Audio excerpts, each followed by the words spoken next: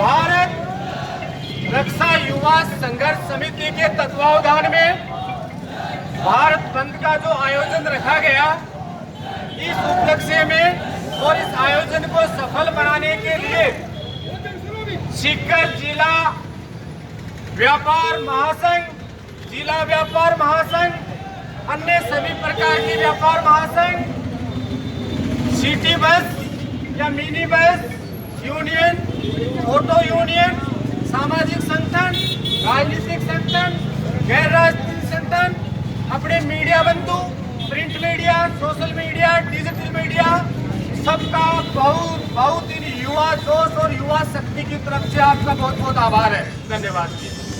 आज आप इस मीडिया के माध्यम से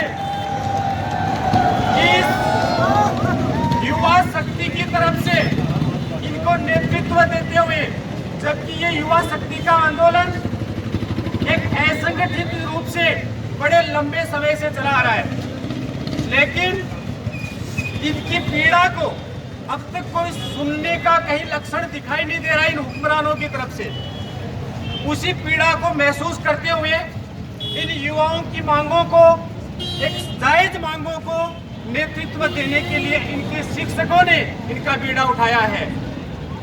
आज इनकी जो मांगे हैं, यदि एक सामान्य से सामान्य व्यक्ति को भी बताई जाए तो इससे जायज कोई मांग नहीं होती है, क्योंकि लंबे समय तक कोविड रहने के बाद वहाँ तक ठीक था, लेकिन कोविड के बाद भी इनकी जो भर्तियां हैं, इनके जो भर्तियां हुई उनके परिणाम हैं, उनको रोका गया है, जो कतई ठीक नहीं है, जायज नहीं है। किस एंगल से भी जायज नहीं है, क्योंकि सबको विदित है, एक सामान्य से लेकर के कि सेना भर्तियों में एक उम्र का बड़ा दायरा होता है।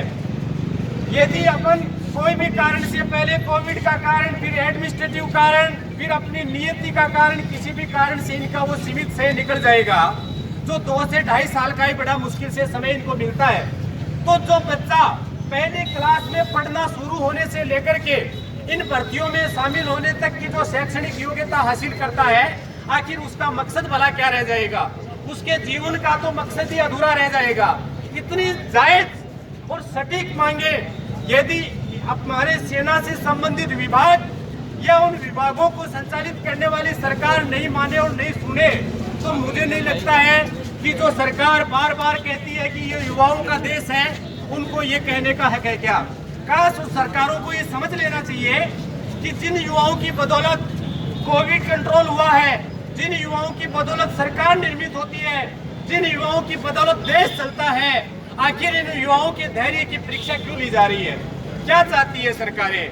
सरकारें एक सटीक सा कारण तो रखे सामने कि किसी भी भर्ती परीक्षा लगी हुई भर्ती का परिणाम नहीं आ रहा है, फिजिकल हुई हुई भर्ती की परीक्षा नहीं लग रही है, या 12वीं पास 10वीं पास किए हुए बच्चों के लिए उम्र निकल रही है लेकिन भर्ती नहीं निकल रही है, तो आखिर इसके पीछे सटीक लॉजिक क्या है, रीजन क्या है?